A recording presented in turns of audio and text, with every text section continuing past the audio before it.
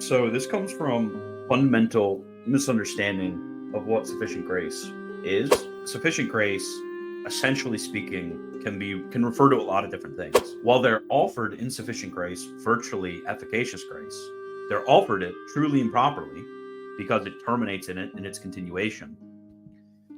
They were presenting himself as original, but he's not being original. The critiques have been leveled by the Jesuits of our view of sufficient grace for a very long time. So, can you explain how sufficient grace is truly sufficient if without efficacious grace, it could not have potentia? If you've seen Davenant and Turton's response to sufficient grace, how would you respond? Yeah. So, this comes from a sort of fundamental misunderstanding of what sufficient grace is. And the best work on this, I'm gonna shill Marine Sola here because Marine Sola is literally the best. Okay. $70 hardcover. Yeah, just download it. Don't pay $80 for this. Okay, here we go. So right here, do not resist the Spirit's call. This is a translation, so it's. He has like obviously a section, like a appendix. Sorry, appendix where he goes over like a more synthetic view. But yeah, this is a very good book.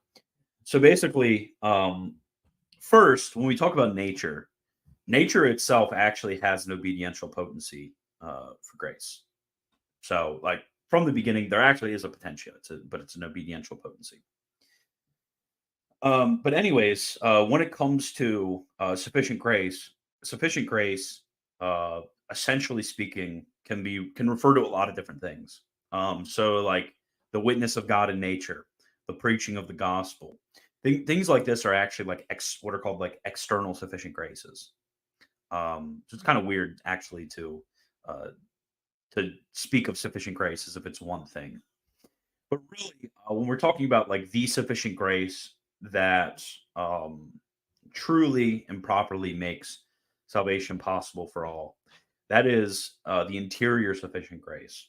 And what interior sufficient grace is a certain motion in the soul. It's basically a certain impedible motion in the soul. A motion in the soul that can be impeded. That's all it is. There's not only a motion in the soul that can be impeded, but a motion in the soul that can be impeded in the supernatural order. So we don't say that it merely potentially offers efficacious grace, but rather it virtually offers sufficient, efficacious grace. So, and the best analogy for this I've actually found, and what kind of made me understand this principle, which is weird because he disagrees with the conclusion, actually Gary Lagrange. He always talks about how efficacious grace is offered insufficient grace as the fruit is in the flower. So basically, with sufficient grace, it's a certain impedible motion. It's a certain motion in the supernatural order, drawing us towards a certain end. And if one were to not resist that motion would continue. And the continuation of that motion eventually terminates in efficacious grace. And this is called ordinary efficacious grace. But on the other hand, when it comes to the post-fall situation, like we thought of a state of pure nature where God had decided to give sufficient graces, it's perfectly reasonable for us to posit that there would be some who would, not at all resist sufficient grace, and it would actually give this ordinary efficacious grace. But after the fall, it's a different situation, obviously, because everybody, due to their sinfulness, while they're offered insufficient grace, virtually efficacious grace, they're offered it truly and properly because it terminates in it in its continuation. They resist it, or at least they eventually resist it. And only in easy things and only for a short time may they perhaps not resist it. So there needs to be what's called extraordinary efficacious grace. This extraordinary efficacious grace is always the case. That's always how people are saved after the fall.